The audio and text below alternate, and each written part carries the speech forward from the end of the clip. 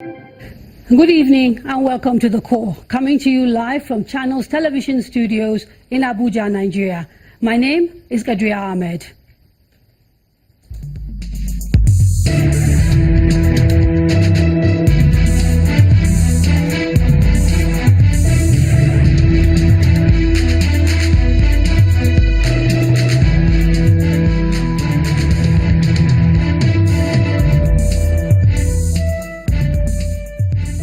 Have you been under-declaring your income in order to reduce the amount of tax you pay?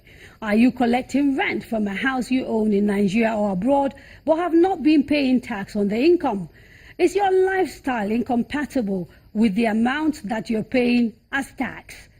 If you have answered yes to any of these questions, the government says you will soon land yourself in hot water. That is, unless you take advantage of the Voluntary Asset and Income Declaration Scheme, also known as VAIDS.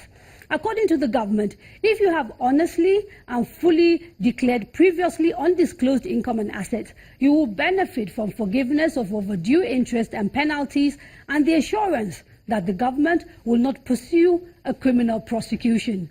But the window for that opportunity is closing fast. After the 31st of this month, the government will go after taxpayers in a big way, those who fail to regularize their tax status. On the call today, we will be discussing VAIDS. Is it legal? What are its processes? Is it enforceable? What are the penalties for non-compliance for taxpayers?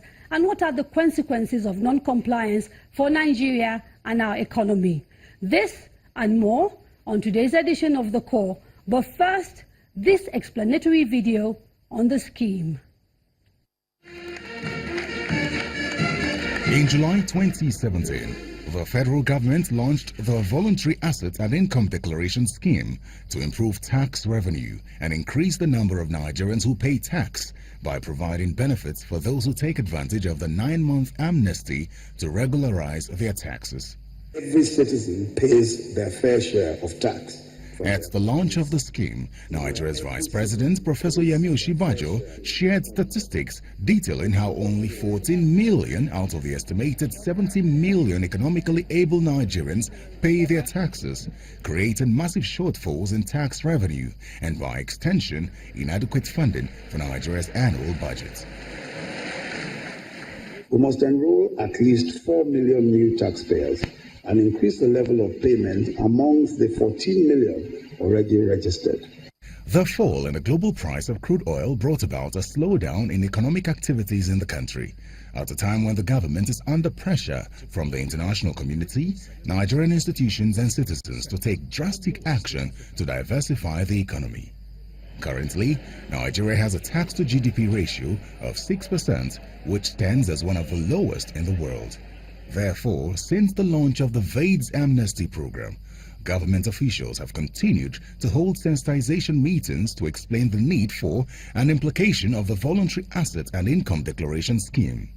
At various fora, government officials have warned tax evaders to quickly take advantage of the 9-month grace period, which ends by March 31st, 2018. After this date, normal tax rules will apply, including penalties, audits, and even criminal prosecution. Economist Bisman Rewani and musician Two-Face Idibia make a case for tax payment, but insist that the process should be transparent, while the revenue should be used for the benefit of the people. To restore confidence, you have to ensure that there's value for money, that whatever you collect is well spent and effectively accounted for. There's transparency and accountability in public finance. Secondly, once that happens, then the confidence of the people begins to build, and then you can now begin to collect taxes. People are not encouraged enough to pay taxes. So I think if all these things come together, all these basic amenities come together, people will definitely be gingered to pay their taxes because they kind of see what it's being used for. The federal government has also signed a pact with international organizations through the Automatic Information Exchange System to expose Nigerians with high net worth in foreign investments, with the aim of getting relevant information about Nigerians with properties and investments abroad. However, there have been challenges in the implementation of the scheme. One is the inability of the authorities to identify those who are actually paying tax and those who are not. This has led to an alleged undue harassment of some taxpayers. Some people from Federal Inland Revenue Service, they were around with some armed policemen in the time with guns and all that. They refused to come to my office, and they were threatening that they want to lock up the place. They have authority to and warrant to seal the place off because we have not paid our taxes and all that. And I know that we are not in arrears on any tax. At about 2:30 p.m. in the afternoon, we had officials of FIRS, well, supposedly from FIRS, because there was nothing, no form of introduction, no warrant letter, nothing from them to depict that they truly are from FIRS. So they just said everybody should go out. What they have to come do here is to come and steal the property. All of the customers in the building were sent out. We had a meeting going on with the investors in the boardroom.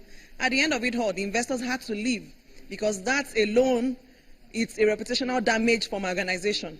Another challenge is that the informal sector is yet to be captured in the nation's tax system.